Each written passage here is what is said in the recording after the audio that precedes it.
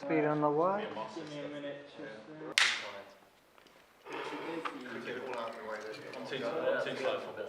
Flight Without Feathers, I think, is...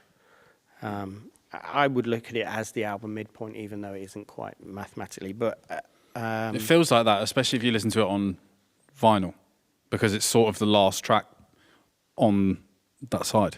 Need the record. Didn't want to say that.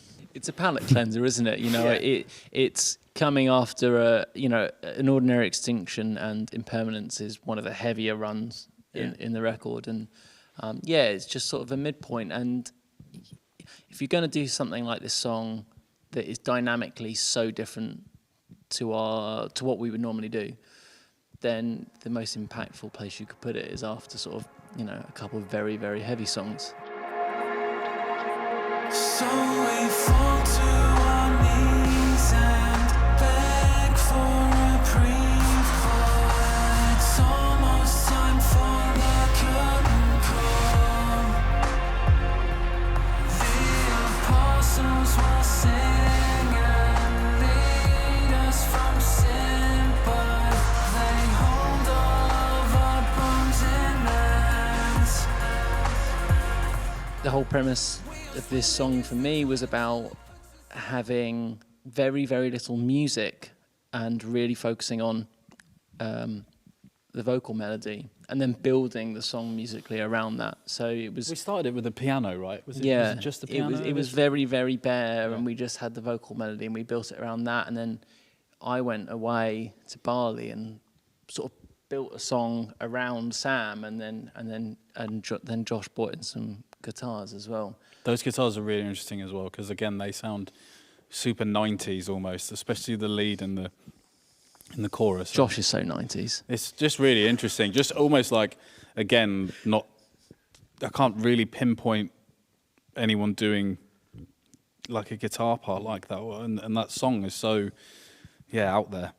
Yeah, and it's not like trying to, you know, it's not trying to be a massive hit or anything like that. It's just a change of pace and just trying to explore something ambient, and not, I guess I was just trying not to overthink it too much, and just focus on making more of a soundscape. You know, I'm certainly not writing that song thinking, you know, that your average Architects fan is going to adore this song. It's going to be their favourite track on the record. It's just about us exploring something and seeing what happens, and not, you know, we didn't write 10 tracks like this and pick the best one, you know. It was like, well, we'll just dabble in that, and if we like it, we'll just go with it, and that's all there was to it. It's certainly interesting, isn't it? Because you're right, you aren't writing a song like that for radio, or you aren't writing it for it to be like almost like a big song or a moment in the set. It was like, we're good, I can sing there, this feels good,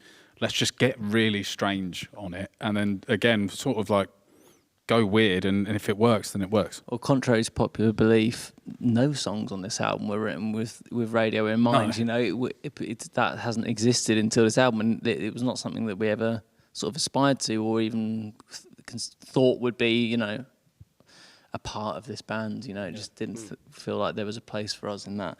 Because I feel like when you do that, and when bands do that, it very rarely works. Yeah. I feel like it, more often than not, it takes away what's special about that band. And more often those... disingenuous, doesn't it? And I feel like those songs that get on the radio aren't on there because they're radio songs, they're on there because they're good songs. And people are going, this is good, I think other people would enjoy this. Well, and you know, if you do what we've done... If you make a change from heavier to less heavy, you know, with leaning more into melody, then you know, people that don't like that,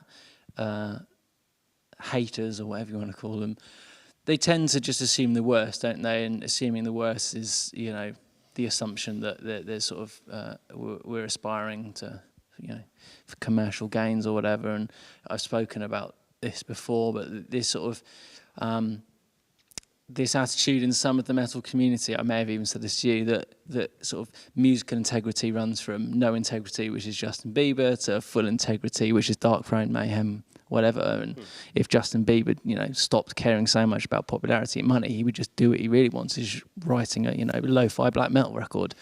which is obviously not the case. And the difficult thing maybe for some of those people to understand is that some people just want to write songs that have a tune in them, you know. Yeah. And that doesn't necessarily have to mean that there's some kind of like fakeness to it or greed or something, which is unfortunately what gets sort of thrown your way if you take that step. Yeah, but yeah. Well, the thing is as well, I mean, the purpose of this song, aside from being a great song in itself, is its placement within the record and how it then everything around it reacts and the balance across the whole piece of work. Yeah. So Yeah, I think it's reflective of our tastes, and it's something that I'm sure we will explore more in the future. And it's something we really enjoy. We all listen to a lot of that type of music, and it's actually, I don't think I play any role in this song whatsoever. I don't think I performed. there's on no it. real drums on it. Is No, there? I didn't perform on this. There's 2 songs in this album I don't play on at all. Actually, This song embarrassing. Also, it's like, as you say, so inspired by other bands that do things like this, like 9 Inch Nails, Radiohead, Thrice.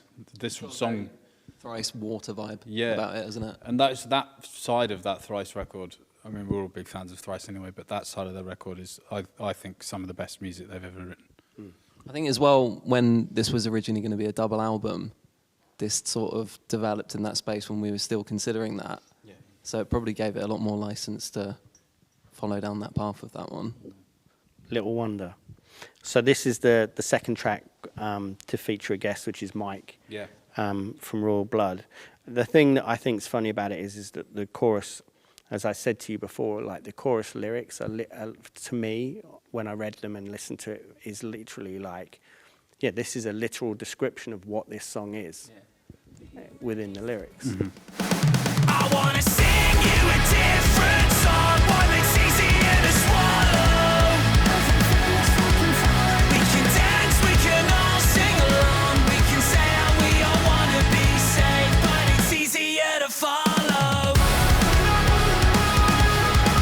I wanna sing you a different song, one that's easier to swallow. We all say that we wanna be saved, but it's Obviously, when you write a song like this, you sort of know what's coming your way to a degree. And, you know, lyrically, obviously, it's not just referring to that. I'm kind of saying, you know, we all like to bury our heads. We all like the easy life, don't we? And we had written this song, which was obviously more palatable than we typically would be. And, yeah, those words just came to my mind as a little bit of a tongue-in-cheek sort of meta commentary on the song. You know, this song is sort of embodying what I'm saying in a way. You know, this is the sort of, sometimes we just want the easy route, don't we?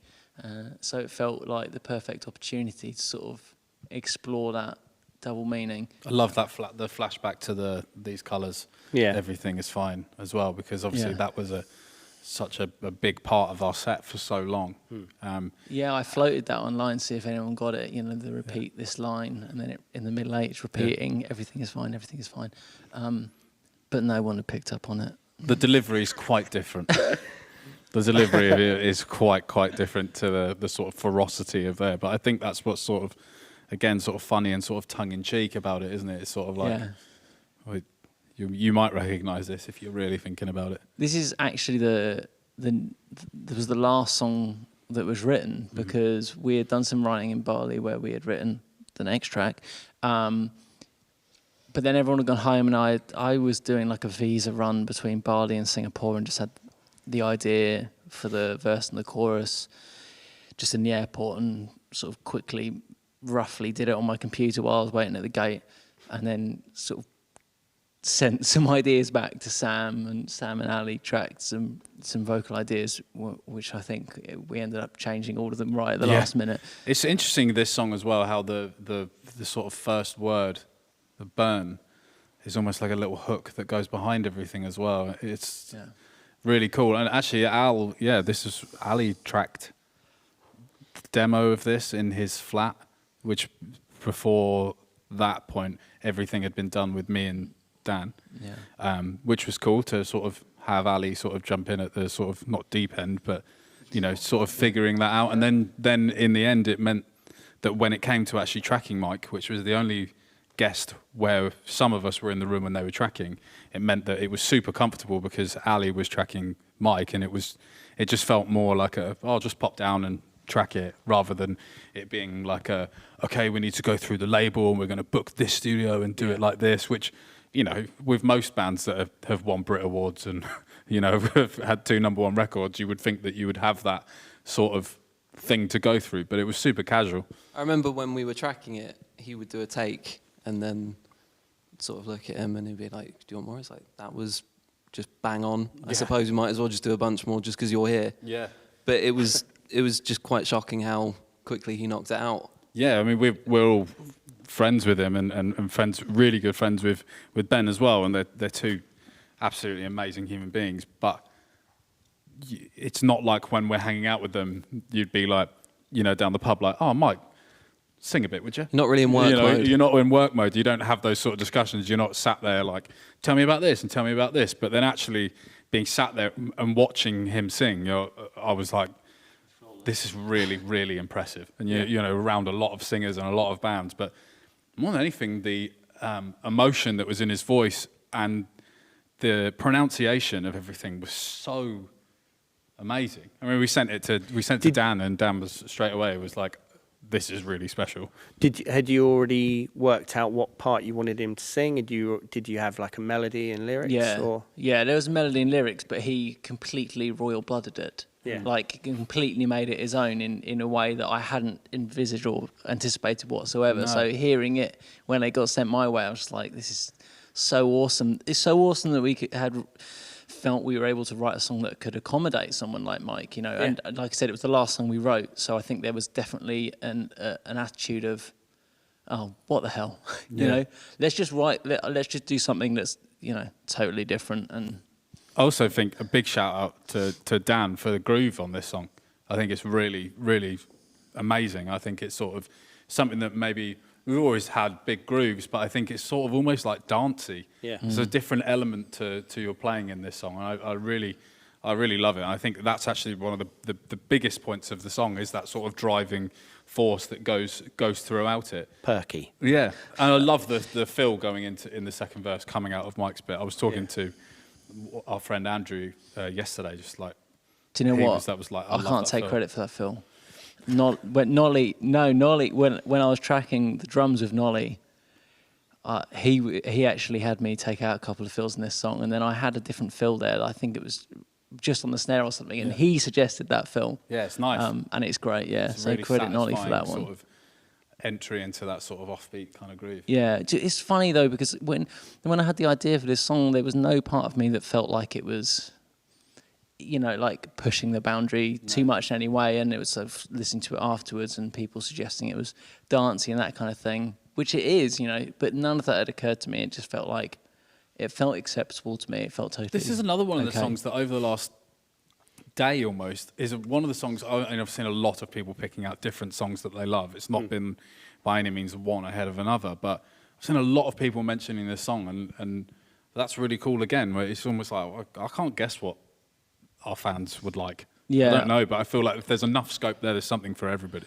There's so many different opinions, and I definitely give a lot of our fans too little credit for how willing they are, or how open-minded they are, how willing they are to allow us to experiment, if you like. But then also I actually give other fans too much credit. There's a monster of a riff in this as well, going up into that part coming from the middle eight with the repeated "everything is fine" and that sort of buzz roll into that sort of sub. Is it a sub bass there that's doing the?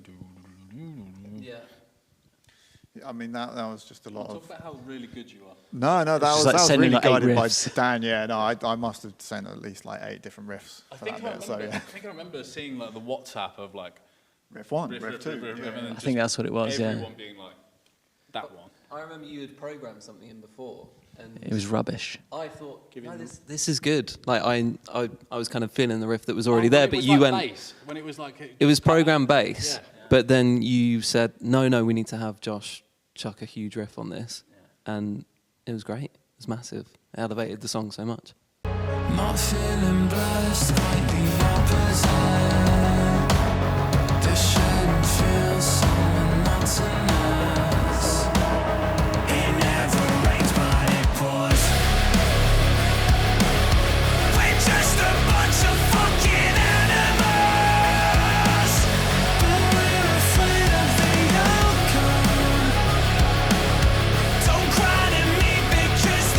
I have a tendency to think of things very visually when I go through lyrics, and my notes for this one was for the lyric where it's like infinity is waiting because nobody can burn a glass cathedral.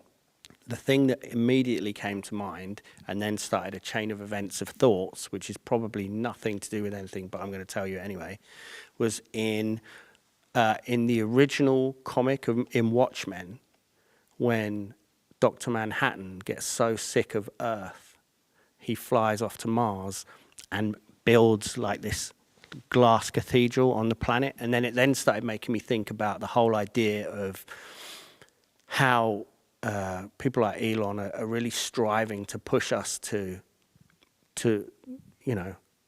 exist off of our planet. And it just, that whole chain of events was like living on Mars, and the idea of it would be better suited to spend that resource fixing what we have rather than trying to make somewhere else vaguely habitable when all we're currently doing is shitting on the one we're in. Anyway, that was my thoughts. Let's talk about what the song's actually about. Well, I mean, that line, the glass cathedral, is in reference to us being souls in flesh suits. I mean, it's in reference to there being something inside us that is unchanging and infinite, that is sort of hidden amongst the sort of swirling distractions of, being a human being, and a reminder that no matter how crazy things are, that is accessible should we choose to get in touch with it. I don't anywhere near enough. But it's a reminder to myself, and a lot of the record is sort of touching on that, and this record was about self-destruction again, that's the pull the pin line, and it's about drowning in just the nonsense of modern life, I think, and a reminder to myself to get in touch with something that is more real. Yeah. Musically, this song, I'm really intrigued to hear Josh's point of view from this, because the three of us and Adam were in Bali at this point, and Josh had gone home. And we sort of had an evening where we'd listened through to everything that we had on the record and had a discussion of what we felt like was left, and put together just an email or a WhatsApp or something and sent it over to Josh, just saying, like, we really feel like it needs something like this, like a massive riff with really industrial vibe, like think touring in Germany and fire, and like, let's go down that route, thinking we were going to have this super kind of aggressive song. And going to bed, we went to bed, woke up, Josh had sent over the riffs, we worked on it all day, sent it over to Josh, that was it. So it was interesting from your point of view what it would be like seeing that message and being like, I'll get to work. Yeah, and then sending it over, because it was quite different to what we'd said.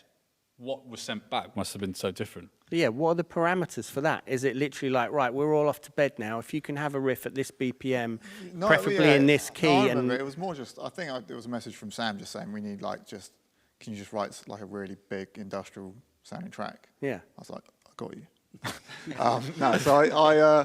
I put together, it's one of those things, and it's the same, I assume, with Dan as well for this track. Like, when something comes together that quickly, most of the time you're off to something good. Like, when something just literally just happens, and as it's happening, you have a barometer of like, this is like good, I think.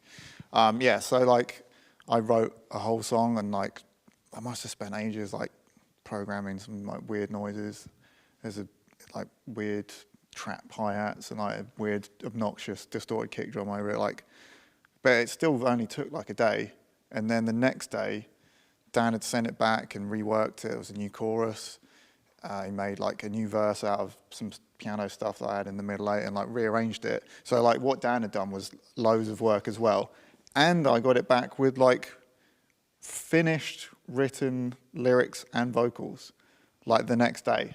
So like between both of us, it was just the quickest a song that ever happened. And you just know that you're off to something good when that happens. Yeah, it was just so immediate. I mean, so often we have, you know, I'll sort of have a sense of a melody and just put some rough lyrics in there because you don't want to spend time committing to some, you know, well thought out lyrics because it might not be great and it might have to change it and that would have just been a waste of time. So you go with some placeholders, you know, but it was all like very just off the cuff and it just sort of all came together and made sense. There was only a couple lines where I really had to sit down and think a bit further about it. It all just sort of fell into place so simply. And, you know, like, we're just a bunch of fucking animals. It's fairly daft, really. I mean, I remember thinking, can I use the word bunch?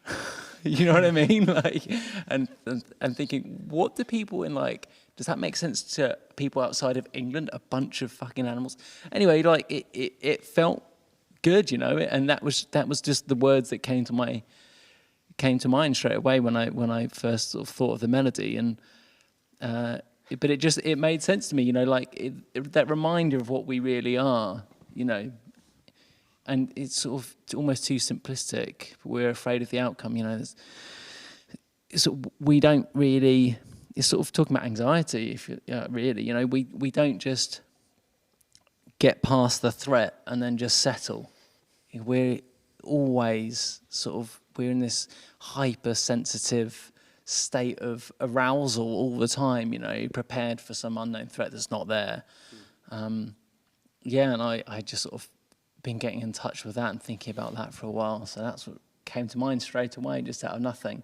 But I remember when we pressed play and stood back and listened to that first demo, and I was just so pleased. You know, I was just so excited. It felt different and fresh. It felt like, in many ways, it felt like exactly what we had been shooting for. The whole record, but it was like the Effortless. 20 and not even aiming for it to be a single or anything. It was just like a heavy song. We'll just do a song. And I mean, again, like when this came out, I saw quite a few. I mean, obviously it's pretty very popular now, but I saw a lot of people saying, you know, it's just trying to get on the radio. The hook is, we're just a bunch of fucking animals, which is not out on the radio. So, you know, we weren't. This is not a consideration. Otherwise I ought to have changed the lyrics on the song. But yeah, you did say when you sent it to me, you're like, I think, like when I first heard it back, it was accompanied with, we think this should be the lead single. But that was only after it was done, and then you step back and hear it and go, yeah, it's a strong song. In spite of the fact of how it didn't that was never the intention. Yeah. I think it was the first time that really sparked that sort of replayability thing that we were looking for with writing as well, where it was like, as soon as the song was finished, you were like, I want to listen to that again. And being like, everything that makes it onto this record, when we're listening back to these demos, you have to have that buzz off of it, where you're like, let's go again, you know, where you're like, that sort of feeling that I hadn't really sort of allowed myself to think like, or I don't know if it's just me, since the sort of first record that I did with these guys, where I was like, I can't believe I'm singing on an album. And I'm like, this is my favorite album because it's me. And you're just like, I can't believe it. Yeah. And this time it really felt like that sort of rush of excitement where you're like, we're doing something new and fresh, and I'm still not used to it yet, so I want to hear it again. I think it's that spontaneity we were talking about before, you know, reacting. It was all very reactionary, and I think since then moving forward, which we shouldn't really talk about, but like that's something that we've learned to try and just react to things quicker. And get there quicker, and which isn't always easy because, you know, especially because me and Josh have kids, which you can't always do things when you want to do it. But you can't. I don't want to sound like I'm bigging it up too much or anything, because, you know, it's not, you know, I don't know what song to reference, but Bohemian Rhapsody. I don't know. It's not like bands are always. All you really want when you write a song is you want to listen to it again, right? You want to feel like, oh, that made me feel something. I want to listen again. but there's so many different sort of, there's a lot in that, in the spectrum, that's the word I'm looking for. There's a lot of different songs in that spectrum, you know, and you could want to listen for lots of different reasons, but sometimes you just stumble across something that is special, and I felt that was the case with this song. There was also a moment which we haven't talked about where Pete added a bunch to the verses. And we don't usually do that sort of thing, have other people contribute ideas that are outside of the band. But he had Pete Miles, who worked on the album with us.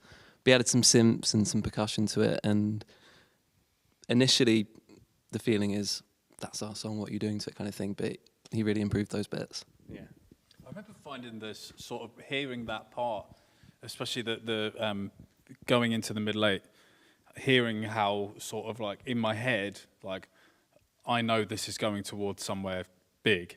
I remember turning around to Dan and being like, we should get like an air raid siren or something on this, or like something ominous. And then I was just sitting on YouTube, and then going on different sound sites and trying to find this sort of weird noise. And I think that really builds that tension heading into that last bit. Did you not?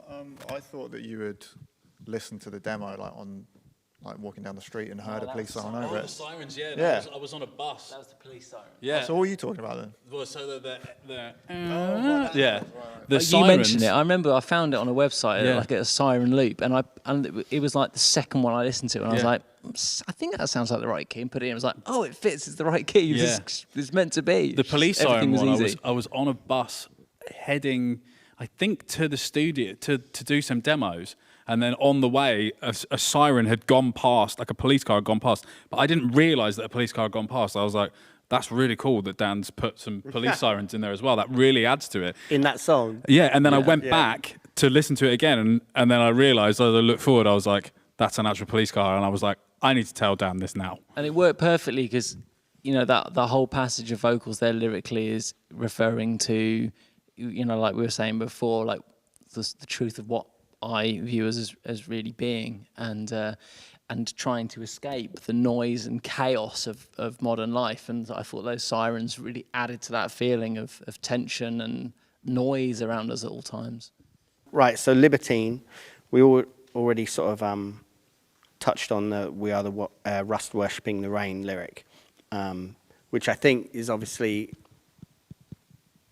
I mean, it relates to what we were just saying with animals as well, in the sense that it's this idea that we're caught within the trappings and the noise, and are kind of beholden to these things and hold them up as great, and yet at the same time, if we actually stop and think about it, these things are really damaging to us as people. I think that's one of my favourite lyrics that Dan's ever written. I think as soon as I heard that, it was like obviously I've always been a fan of his lyrics. Otherwise, I wouldn't be singing them. I really, really love them. But I felt like that line really knocked me back. That and the flower that never blossoms is quickly forgotten felt to me like something that I would hear like Lennon or Dylan write, and was really taken back. I am in that bracket. Yeah. Was really, really taken back by it, and it's something that has stuck with me since the first time he told me that line was going there. So I feel like that is a really special line, and as you say, it's super, super thought-provoking. Yeah.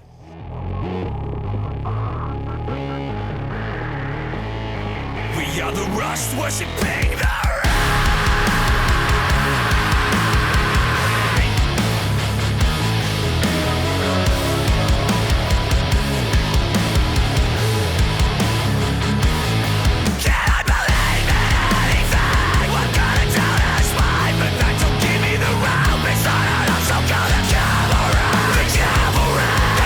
It's about self-destruction. It's, you know, it's this idea that, yeah, we don't do the things that are good for us, and you know, we have sort of created this world that we're dependent on, but it doesn't make us happy, right? I mean, I sort of, you know, rust needs rain to exist, but it also destroys it as well, you know.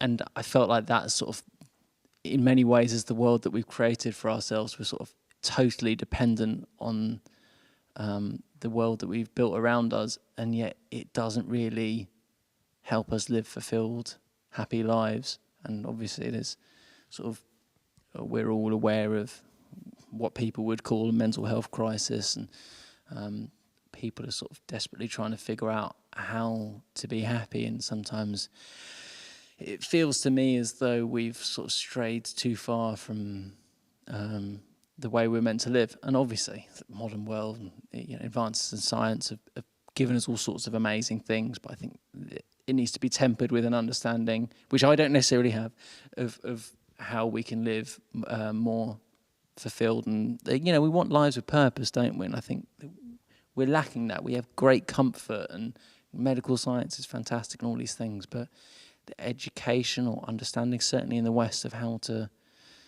just be happy is difficult. We're all looking for it, but we don't really know how to find it.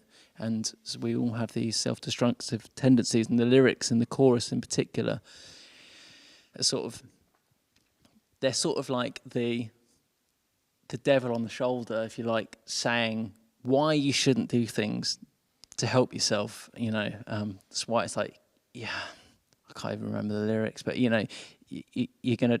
are the lyrics? Can you tell me? Part of the song. The chorus. People can find them anyway. I very much wrote them as this voice in my head of sort of whatever the voice not of reason is, the one that is self-destructive. This was another song. The melody and lyrics for the chorus changed a lot. Yeah, because we knew what it needed. Yeah, and it took a while to get there. But it's also one of the most guitar. See, I'm not taking it off you because I'm about to say it's also one of the most guitar-heavy songs on the record. I think. As far as kicking in with the big riff and the verses as well. It's almost like a big verse riff, which hasn't been done a lot on the Goes record. back to that doing more with less idea. Yeah, that was working backwards off Dan originally having like the chorus, just the chorus, I think. Yeah, I just had the chorus, which is really, really basic, but we had a melody which we then got rid of. I thought it was really good, to be honest. But and the song did start with the middle eight, actually, I think, at one point. In fact, the middle eight was the chorus melody. It's too much, but it's not enough. Yeah, and trying to change, I think, structurally, not become too repetitive or not using the same formula. This was trying to make a straightforward song that is providing something different, and ticking some different boxes. And actually, I've been really pleased to see that a lot of fans have really connected with the song, which I thought it might fly under the radar a little bit, but it hasn't at all. It comes in hot at the start as well, doesn't it? Yeah, and I think, obviously people like big riffs and you screaming and stuff, so it ticks those boxes, They're the bits I like. You had some cool nights with Pete with this one. There's a bike on that song. There's a bike in... Didn't know that. Yeah. It's... It plays the riff, didn't you? So Is it the stuff at the start? Yeah, so there's some keys and there's some percussion that run through the intro and the verses as well. And it's... Pete went and just started hitting some random bits set up in the studio, and one of those bits was a bike. And there's this big like clang sound that's like a snare, and that's just hitting the frame of a bike. I saw people online saying that it sounded like Linkin Park type noise. That was probably their secret the whole time. What bike did they I thought use? it's just someone hitting a bike. I mean, obviously it's heavily affected, like massively compressed and distorted, but he's got a bunch of like synths and stuff that you would just sort of... Yeah, and we played around with some of his synths and retracked a couple of bits, and but never thought we would get a bike on the record. Adam would be really happy with that. Get a rally endorsement maybe for tour. Okay, Goliath. This is the third and final track with a guest on as a featured guest, which is Simon from Biffy Clyro.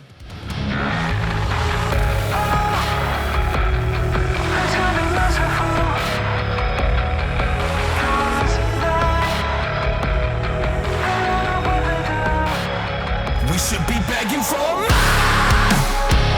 all be hanging a hero, praying for someone to save us. God says I'll let it go. Nobody's proving me wrong. There's again another reference to another track from Lost Forever, Lost Together from Dead Man Walking, isn't there? Where it's talking about heroes being hung and vilifying, whistleblowers and stuff. Yeah. Yeah, let's talk about that, and then talk about how how you got him involved, because obviously Biffy Clyro's, all the guests you've got are pretty decent. Do you remember you and me did a Instagram live for the NHS, for Great Frog? It was to raise money there, and in it you said, who would you like to work with? Is there anyone in particular you'd like to work with? And I said, I'd love to work with Simon from Biffy. And you went, I think he'd be keen. We'd already reached out to him at that point, and in my head it was like, yeah, I think he would be as well. I've got to text down in a bit and tell him that this has happened. That's amazing. Yeah, I just remember that, just being like, that is actually so cool that it happened, and thinking back to that part. But we've loved them for a long time. I think each of us individually have been very inspired by that band and their level of creativity and the output that they have out there. But fearless. Yeah. And getting the recognition that they deserve was amazing, but also because they didn't really go out of their way to become a massive successful band. But I think especially in the early days of us of touring around in vans across Europe and America and being like, no one likes us, but it doesn't matter, we're just going to keep going and keep writing and keep learning.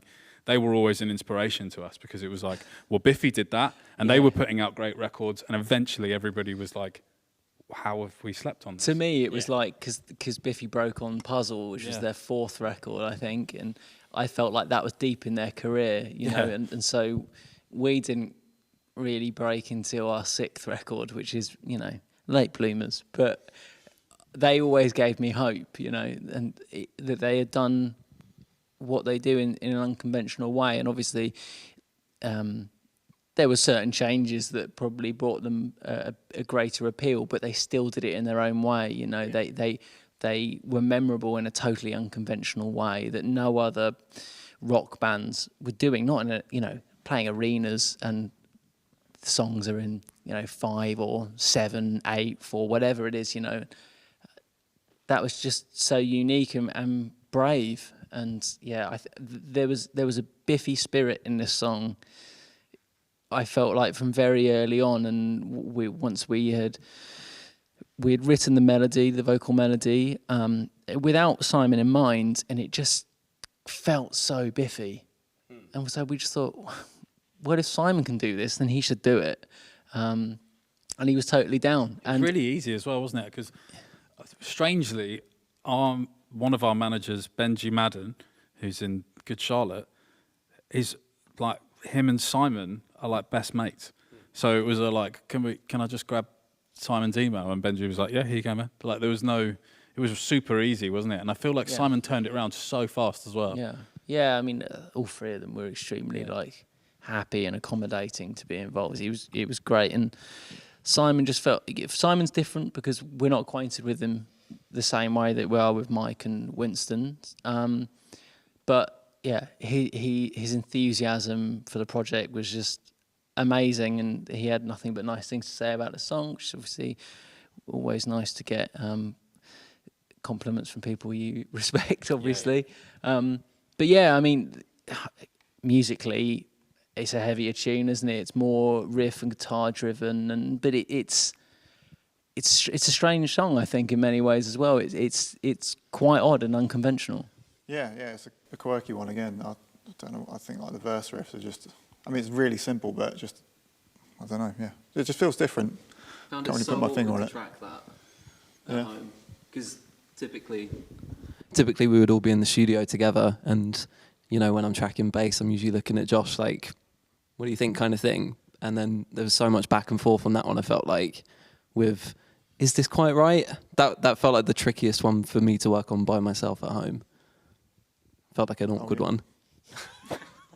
Yeah, no, I it's just an odd song. Yeah, I don't know. I can't really put my finger on it, because to me, when I analyse each part, it doesn't feel odd, but the end result is. Yeah. I remember being surprised by Simon, because I love the band. I'm well aware that he's got a great scream on him, but I just thought he was doing like just the bit before the breakdown. So when I heard it, Yeah. I was like, oh, he's screaming. I was like, oh, cool. I didn't expect him to do that. I've heard him do it, and like I knew it'd sound great, but I didn't know that was coming. And I think So I was that's like, the difference, isn't it, with his guest appearance compared to the other two, is that we had him perform something that he wouldn't typically do or hasn't done in a long while. So it comes out of the blue a bit. You know, people probably don't see it coming, but to have, you know, the singer in one of Britain's biggest rock bands do something like that on the record just felt exciting and different. And, you know, we want the song, I feel like this song is like full of unexpected turns. And that's sort of just like the cherry on top, I think. Yeah. Okay, Demi God. Again, like the intro to the album, the strings on this are super cinematic. And then there's that moment where it becomes super fragile, pardon the pun, because it really did make me think, there you go. Really, like the resonance is strong in that one. And that moment where it just breaks down and is just like your vocal and the piano is like a really beautiful moment. I love the way that it builds into that part as well, where it's almost like the synth gets louder and louder and louder and almost becomes completely overpowering with Like the a music. wall of distortion. Yeah, and then just almost reminds me of that part in Interstellar, where there's that moment where you don't hear the explosion in space and it's just silence. You're sort of building, waiting for this moment, and then it just breaks down to nothing.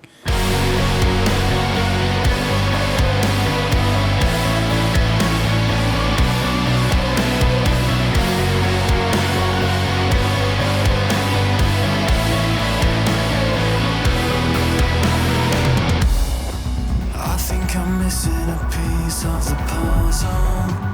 I get drowned when I'm just stood in a puddle. A jet black reservoir sits beneath these scars. I remember always being really drawn to this song because of the string arrangement. Really, I just felt I loved it from the moment I heard it. And I wonder why. yeah, Josh nailed it. I think you wrote it, with sort of a Beatlesy sort of vibe in mind. I always really liked I Am the Walrus as a kid, and that, like, the strings being like that sort of drunk feeling where they're just, which wasn't an inspiration to like the melody, but when I thought, well, that would sound good on strings, it's like, yeah. I remember the way we were tracking strings is like we weren't there with them at the studio where they were tracking in Middle Farm, and I was listening in, and we both were like. When they were tracking, and Pete, the engineer there, was like, how's this sound, guys? And I remember just feeling really bad, like I was just like, no, more drunk sounding, more slurred. And like I felt like really bad because I think I didn't want to like, I don't know how much time we had, but I didn't want to waste time just to please myself. But Pete was like, no, just say what you have to say. And I was like, oh, can it just sound more slurred, more weird? And yeah. It was originally like, I think the first version of this, it was quite a heavy song, wasn't it? Yeah. And it took a totally different turn. And this is definitely one of the most out there tunes on the album. Yeah, exactly. I had if the guys had gone, no, don't like that, I would have been like, that's fine. I wouldn't take it personally because it is weird, but yeah. Yeah, and it's been funny seeing the reaction to the song because, I mean, it just, for some people it's not their cup of tea, and some people totally gravitate towards it depending on their taste, because it's not what you would ever expect to hear from us. That song actually has, speaking of being here and it being quite walrusy, the start of the song has our drum tech on it laughing, and it also has the guy that does sound for us counting the song in, but it was from a different session where we were here in this room doing something for Spotify, a session with an orchestra, and it was the first time we'd properly played with an orchestra, I believe. Yeah. And it felt like a really cool moment for our band. And we were going to do something new, weren't we? Yeah. But we just had to get didn't Fred work, in there. did it? And it just actually trying to create that sort of, because you were looking for it from the orchestra tuning up as well, right? But before, from a different session, but it just didn't feel as...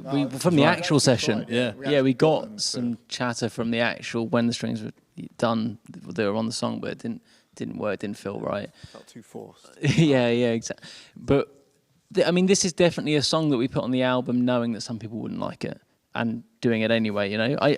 We wrote it thinking, well, I kind of joked with the guys when we were making the record that I wanted everyone who listened to this album to hate at least one song. It's a good way of going for it. And just because I felt that we were covering such a spectrum, and it was fairly eclectic, and it required the listener to have basically exactly the same taste as us. And chances are you're probably not going to have exactly the same taste as us. You know, if you stay in one lane, then you're more likely to, you know, it's going to be satisfaction the whole way through. But if you take some left field steps like on this song, then chances are it's not going to jive with everyone. But that's just is what it is. You know, we kind of did it without, we're just feeling like, well, we don't really care. It's not really what we're trying to do. We're just trying to write an album that is a collection of songs that we love. That's the great thing about music, isn't it? It's all so subjective, and one man's thing that he's so passionate about and loves, someone else hates. Yeah. I mean, this is totally a song. Just, I mean, we're only day after release, but I've seen people say, you know, this album needed to lose a couple songs like Demi God and Flight Without Feathers, and then you see the next person saying the best song on the album is Demi God and Flight Without Feathers. It just depends on your taste. It could be totally out of what you would normally listen to, and then it won't sit well with you. But that's just something that we were willing to happen. You know, we didn't mind it. It didn't deter us. Right. What's the song about? Well, I think it deals with the idea that we exist beyond the trivialities of consensus reality, and it, in the same way that animals does. Yes. Next. So next song. Do you want to expand on that, or No, you got it right. Okay, cool. Well done. Thanks. A plus.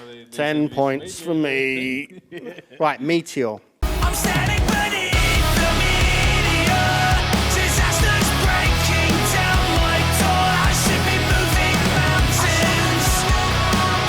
The arrow buckles in the bow. They said it's time to go to war. Yeah, I've heard it all before. I should be moving mountains. But I'm like fire in This is, again, this is, I was going to say it's funny that you've approached writing a record and at no point are you going, we need to have a radio song. But this is clearly the most anthemic one, I think. It is. And it's the one which is kind of, I don't know if it's not pushing the boundaries more than any others, because of, as we've just spoken about, the whole record is doing that constantly. But yeah, it's just another one of those songs. But it's I no, thought I this was mean, gonna and I fuck don't people mean off. that in like, I don't mean that like, it's another one of those songs. I mean, it's another one of those songs that is pushing what is the accepted parameters of what your band does. But I it's thought not there'd really. be burning effigies of us in the street for this one. I was Yeah. definitely scared. Like I was definitely I remember having a conversation with the guys, just being like, just one day I just remember just being like, I think we've gone too far, and being like, it's too much. And then Dan speaking to me on the side and just being like, but do you like it? And I was like, well, I love it. And then actually sitting there and then being like, well, yeah, why is it too far? What is it? Just afraid of what people are going to say, Yeah. I think. And we always sort of came back to that Bowie quote about when you know your feet, you can't quite feel the ground anymore, and that's sort of when you're in a special space. And look, we knew people wouldn't like this song. Some people won't like this song. It's an arena rock song. I mean, it is arena rock, and arena rock is the most taboo genre in the fundamentalist metalcore elite. I mean, you can't say arena rock. It's like Voldemort. People just say arena. Don't say arena rock, all right? I mean, we all love the arena rock bands and we'll go to the show, but don't say it. Look, I get it. Like, some of that stuff can be really, really derivative, and, you know, it's been overdone. It can be generic. And, you know, some people have leveled that at this song, but we just wrote a really, really straightforward song about something that we cared about. We felt that we had a great melody, and we all really, really liked it. I mean, first and foremost, it felt really bold. This, I think felt the bravest, because I think if you listen to some of the other songs that are out there, like Flight Without Feathers or Demi God, as we were just talking about, those songs don't sound as though they're reaching for a bigger audience, even though they are more melodic. But they're relatively experimental. They're not something you would hear on the radio. But this does sound like that. But like I said earlier, without the intention of thinking about the radio whatsoever. I mean, you can only take me at my word, can't you? But I wrote the song, and it was just trying stuff out and just experimenting and having fun with it, basically, and trying to write fearlessly without worrying about what people would think. This was another early doors one as well, and another one that started without guitars as well. Yeah. I remember you messaging of like the feel change as well, because there was a change in feel in the chorus. And the chords changed. I remember you texting me being like, "What do you think of this?" And immediately, even though we'd sat with it for ages, it was like, "Yes, this is a no-brainer. This is exactly what the song needs to be." And it's another, I look forward to playing this song live also, because I just feel like it's a nice way to kick in. Or I almost imagine you at the front of the stage just having sort of wimishing like wow, wow. I love that. I love that bit of guitar. And actually, I didn't, when I wrote it, I didn't anticipate it being released as a single, and obviously it's not the kind of thing we could have come out the gate with. But why though? Yeah. Because this is the thing. It's the thing that I find so interesting when any band puts out an album that is expanding upon what they've done up to this point. There's this weird entitlement that a fan base has that feels betrayed almost, and it's like, well, the records you liked haven't vanished. No. Yeah. They still exist. You can listen to those. Yeah. But what you've got to remember is that the art that is made by a group of artists is made solely for them and their enjoyment. I would love it if an audience had that understanding. I mean, a lot of people do, but it's the ones that are the most vocal, it seems to be, are the ones that don't grasp. Yeah, I think I think Animals obviously felt like a really, really strong song and an obvious opening single, but I think there was also a concerted effort to avoid death threats. It hurts. It does hurt. There's no point in saying it can really mentally affect you. Yeah. It really can. I think I posted a thing online the other day just about words have actions, and when you say something, it comes out. That doesn't just stop when you just type it and say like a really flippant remark that you might not think might become a mountain for somebody else. And we have been through a lot as a band, and I don't want sympathy for that. I don't want people to feel like they can't tell us if they do or don't like songs. But we've been through a lot, and we've been through a lot of pain, and we're still creating and still enjoying creating as a group of friends, which I think is very special. But when you take a battering from people that don't know you, don't understand why you've written these songs, and in their heads, because they've not seen an interview or had a conversation with you, they think there's some sort of other motive behind it.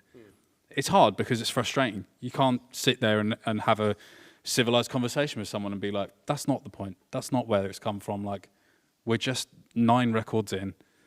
We're creating, we're expanding as musicians, and we're trying to keep it fun after 9 records. What I was going to say before was that actually I was totally taken aback by the positive reception to this song, and you're probably right. We should probably back ourselves a little bit more, and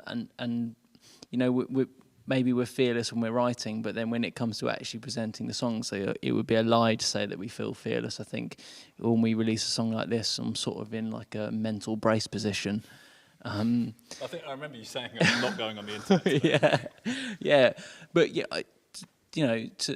to our fans' credit, it was really, really positive for the most part, which is amazing to see. And I have misjudged what fans are willing to tolerate for the most part. Also, I think some people think we still sound like Nightmares, that maybe they haven't heard these elements coming in. And I think obviously this record has been compared to the Here and Now a lot, which was obviously the other record we've done that leans more into melody.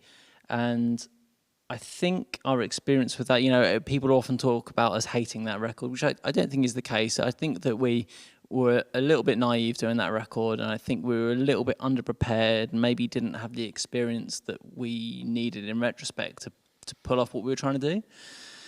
But the sort of backlash we received at the time, I think, put us off doing something like this record for a long time, basically 10 years. You know, I think it, if I'm totally honest, it scared us a little bit. Yeah.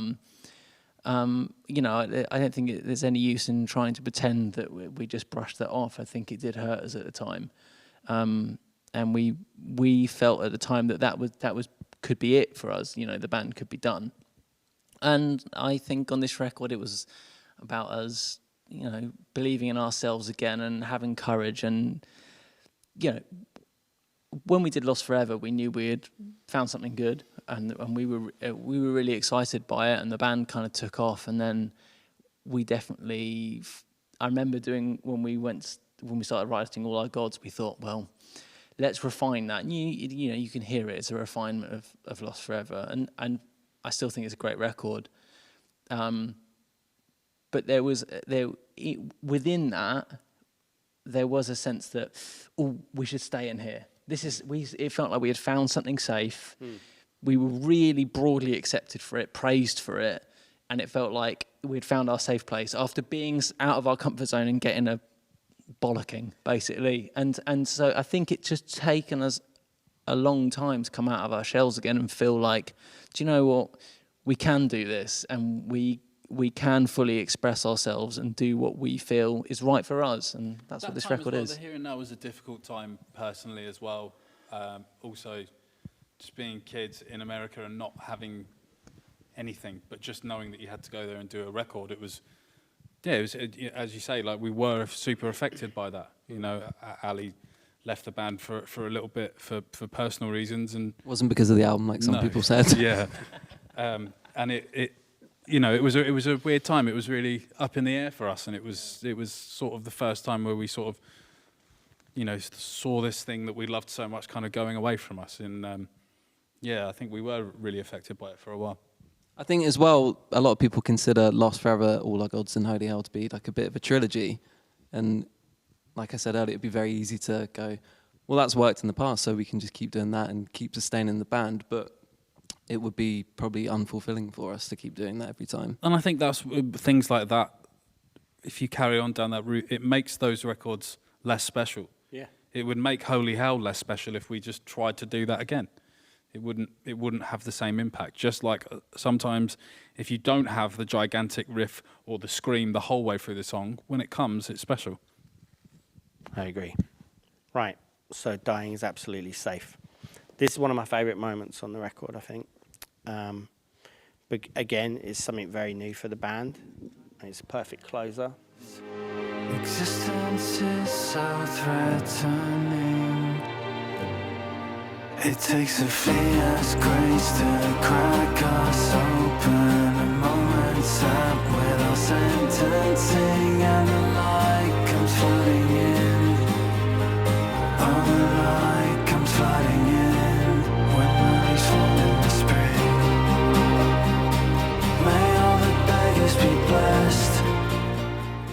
The whole kind of melancholy to it, I think, as I said earlier, when the second time you go to the, oh, is it the first time, like, Because Death Is Not My Enemy, when you sing that, there's that swell afterwards where as it kind of sees out the rest of the song and it feels super optimistic and uplifting, it finishes on a real beautiful note, I think. Yeah, we've always kind of feared the acoustic song in a weird way, I think, again, because of the pain from the Here and Now. And what we were trying to do with Heartburn. But through experimenting with different versions of the songs from Holy Hell, when we did A Wasted Hymn and we did the piano version of Doomsday, that really opened the door because it felt like people really liked that. And it also gave the songs another meaning of really being able to connect with the sort of fragility of the lyrics in those songs. But yeah, I think it really does show a different side to the band. And also I think it's something that we've always been really big fans of. I think the end really sort of sounds like Sigur Rós almost, sort of coming into like our rehearsal space and it feeling quite sort of joyous at the end, but still sounding like us in a weird way. But yeah, I think that's one of my favourite songs we've ever done. I think really getting deep into that song and really trying to deliver what Dan was saying with a level of really sort of throwing any sort of embarrassment of singing quite vulnerable in front of Dan, and just really trying to get that across. It wasn't until we'd sort of really mixed it and I'd taken a step back that it almost became quite hard to listen to, I think. And I think that again is a sign of a really good song, when something hits you so much. And I think that's what Dan's lyrics did for me in that song. For a long time, it wasn't an acoustic song. It was this string sort of blend of strings and electronics. I was really trying to just distill those two elements. There was none of the rest of the band was on it, and some of the same, a lot of the same vocal melodies were on there. It became, the strings really came to the fore at the end. But I think I just had this string idea that I had sort of, it was a strong influence, let's say, from it was a Max Richter reimagining of Vivaldi, and I'd just taken, I think, there's just the chord progression, I think, and sort of reimagined it again, I suppose. And it felt like it was something really unique, but there was like like going back to the vulnerability, there was this bleak vulnerability about it. I felt that suited an acoustic piece better. So we very sort of late on adapted it, and it sort of just took on a new life and sort of made sense, I think, within the record. And it just fit, it just slotted in a way that it wasn't before.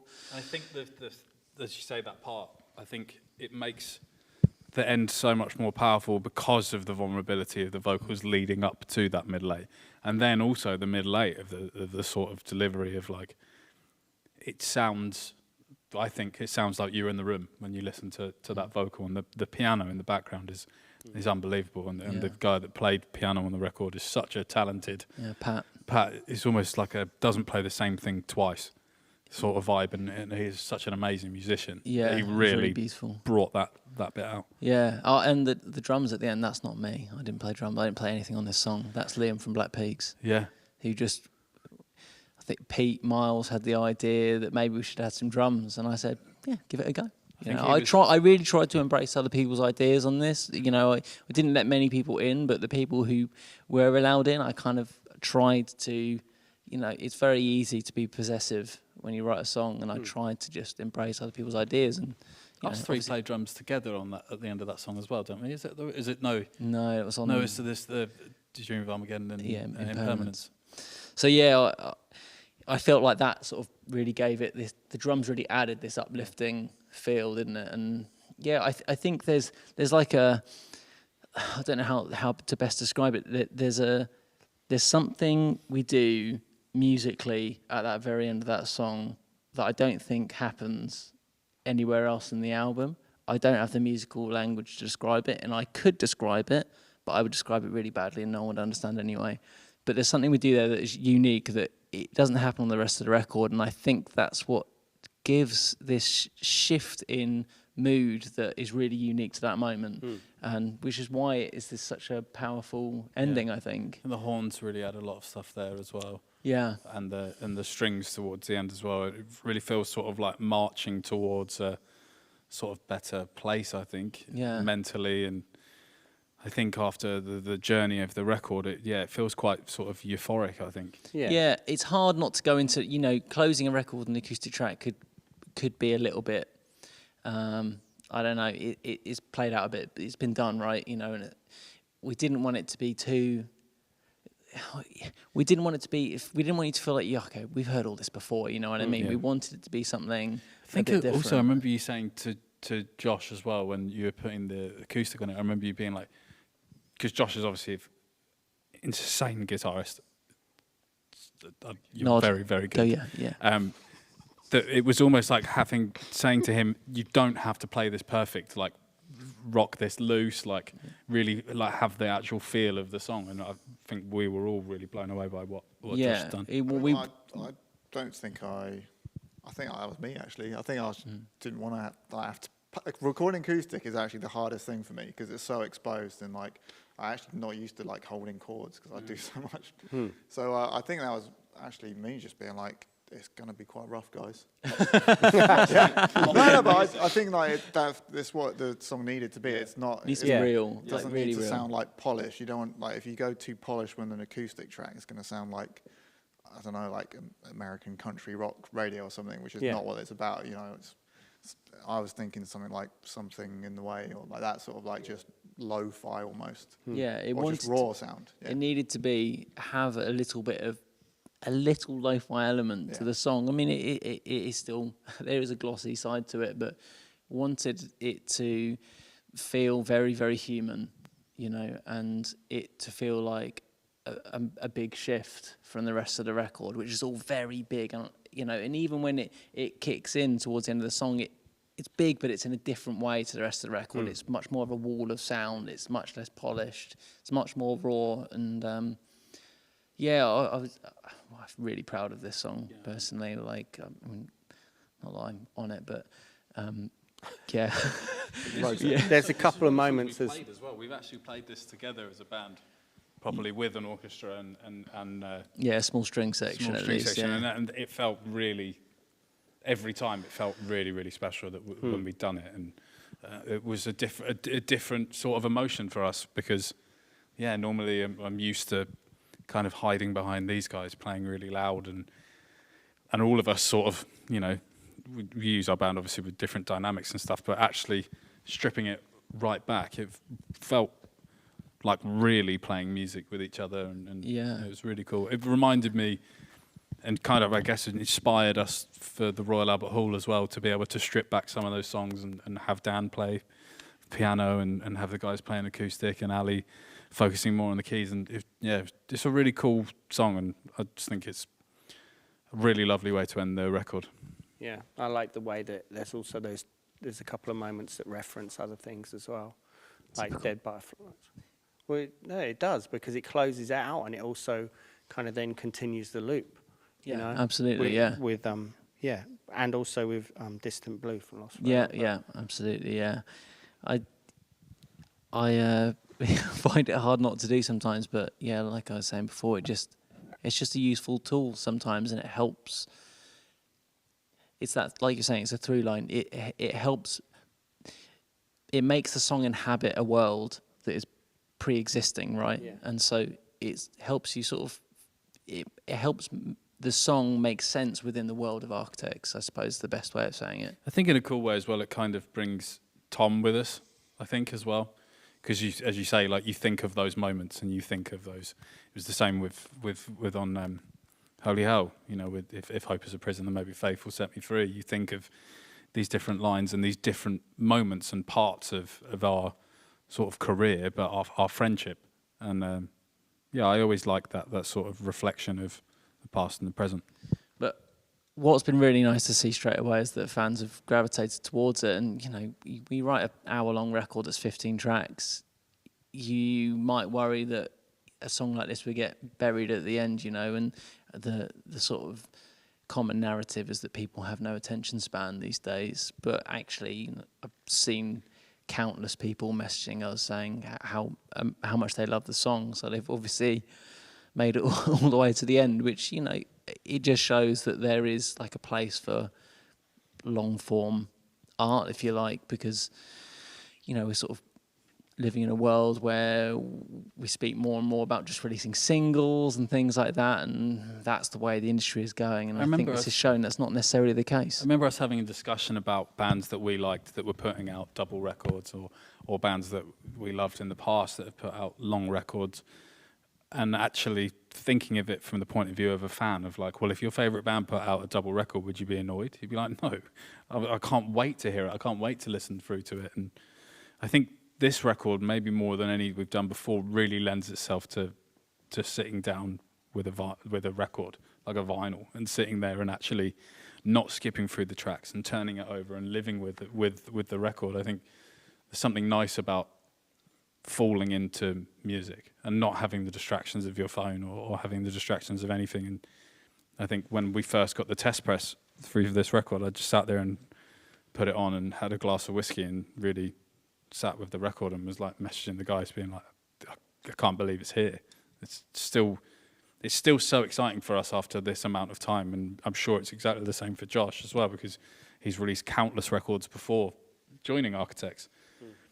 And we've had loads of conversations this week where you just, in your mind, you're like, oh, you know, it's just the record's just coming out, it'll be fine. And, you know, 9 albums in, you think you'd be a bit numb to it, but it's just as exciting. And the days before, almost time goes so slowly, and you're like, I can't believe this record's coming out, like it's being released. And I felt like this has been more exciting to me than others. And I think that's probably because I felt like we were taking a risk, and to see people, you know, embracing that risk it's been really, really gratifying and just made me feel so excited. You know, the writing process was really, really liberating, and that feeling is just accentuated when you start seeing people sort of say, okay, we get it, you know, we get what you're trying to say, what you're trying to do, and it makes you excited for the future.